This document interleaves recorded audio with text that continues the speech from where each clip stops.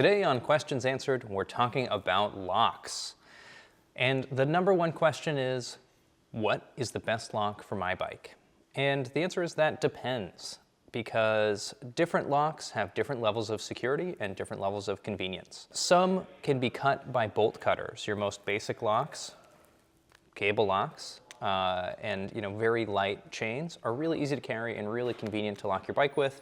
But they can also be cut with a $15 tool that makes no noise and is really easy to use. So, really, you should just lock up your bike if you're in a really secure locking situation or you're really going in and out somewhere quickly.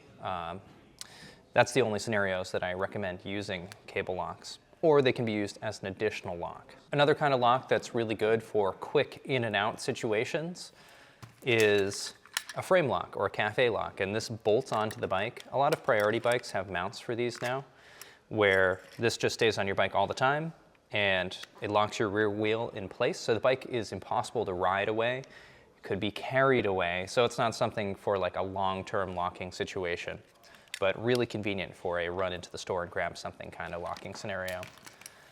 Or if you can still see the bike, it's really great to use that. One step above that, for locking situations where you're leaving the bike while going into a movie or an extended period of time where you can't have your eyes on the bike, is U-locks, Midweight chains, and foldy locks. These are really convenient.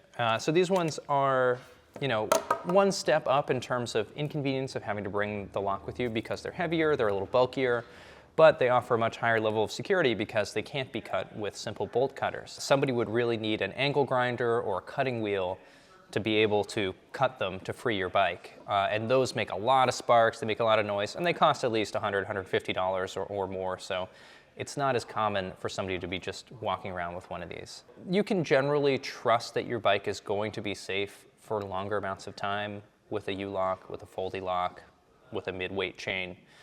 But if you want to be absolutely sure that your bike is not going to be stolen, or it's really, it's an e-bike or something where you don't mind having the heavier weight of a nearly impenetrable lock, then a heavy-duty chain is really the best way to go.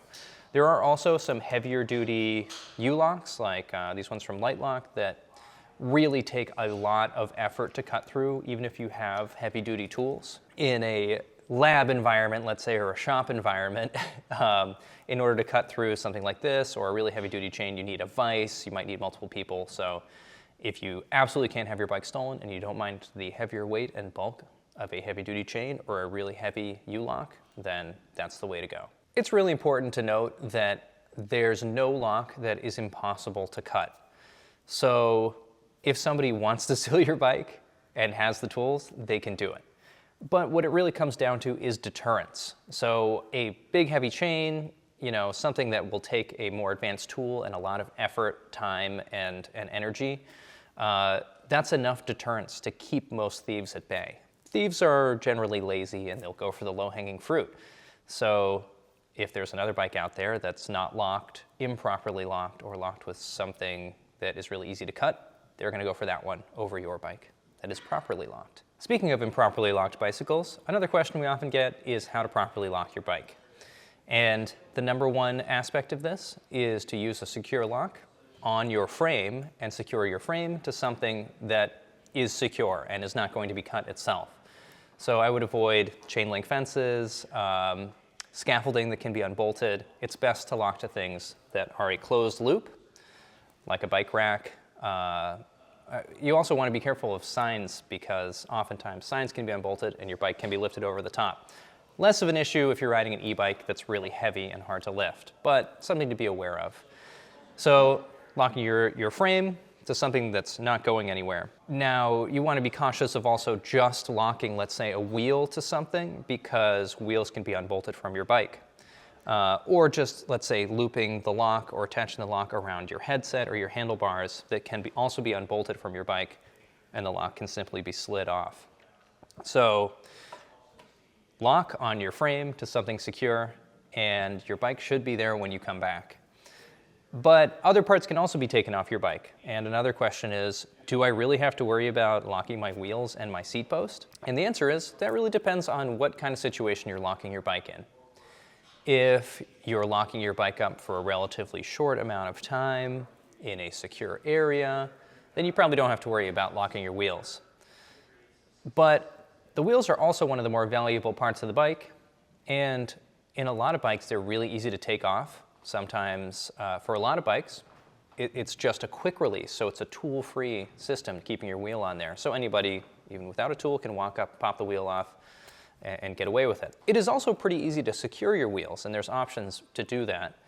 You can use locking nuts and a locking seat post collar. Those are available from Pinhead for most bikes, but also ship stock on some bikes like our Continuum Onyx that has X-locks installed from our factory. So not anybody can just walk up and take off your wheels or your seat because it requires a specific tool to do so. Another way to secure your wheels on your bike is to use multiple locks. You can use a cable like this in conjunction with a U-lock. This can loop through the front wheel, through itself, and then through the back wheel, and then be locked together with your U-lock. And that's usually enough to keep your wheels from getting stolen, even though this, I wouldn't recommend just using this for your frame because it's relatively low security. But low security is better than no security for your wheels. This goes without saying, but the more locks that are on your bike, the more deterrence there is for somebody to go and mess with it because it's just more time to try and remove stuff from your bike or steal it.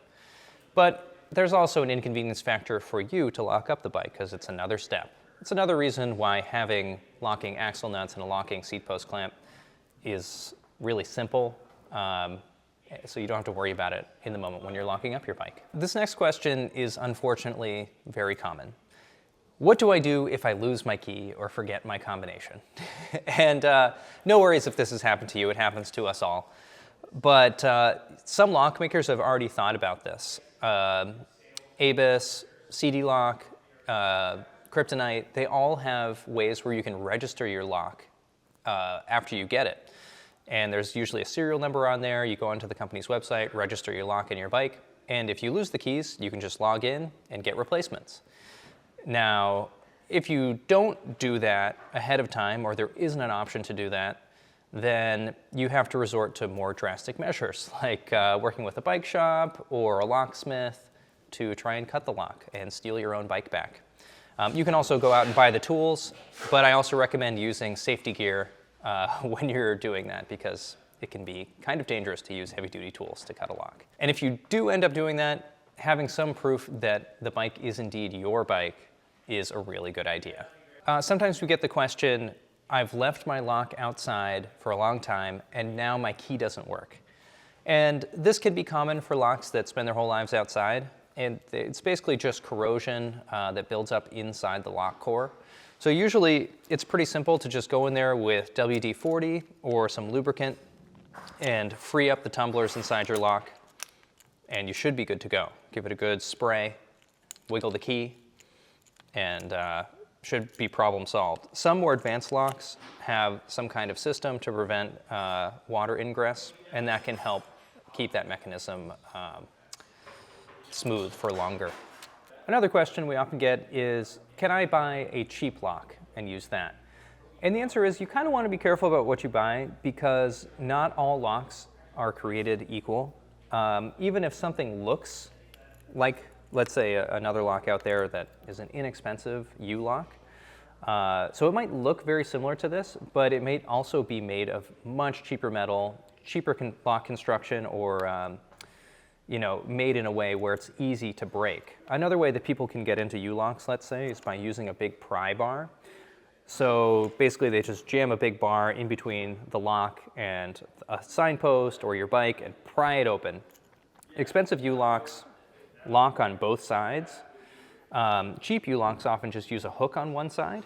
So, if you have like your average $20 U-lock, somebody could just go in there with a pry bar and just pop that thing right open because the metal isn't very strong and the construction isn't very smart. So something to be wary of. Getting a lock from a name brand, Kryptonite, Light Lock, CD Lock, Abus, you're definitely going to be getting something that was designed with thought and engineering behind it and made with a higher level of quality and metallurgy. If you have any other questions about locks or anything else bike related, post it in the comments and we'll get to it in a future video. Thanks for watching.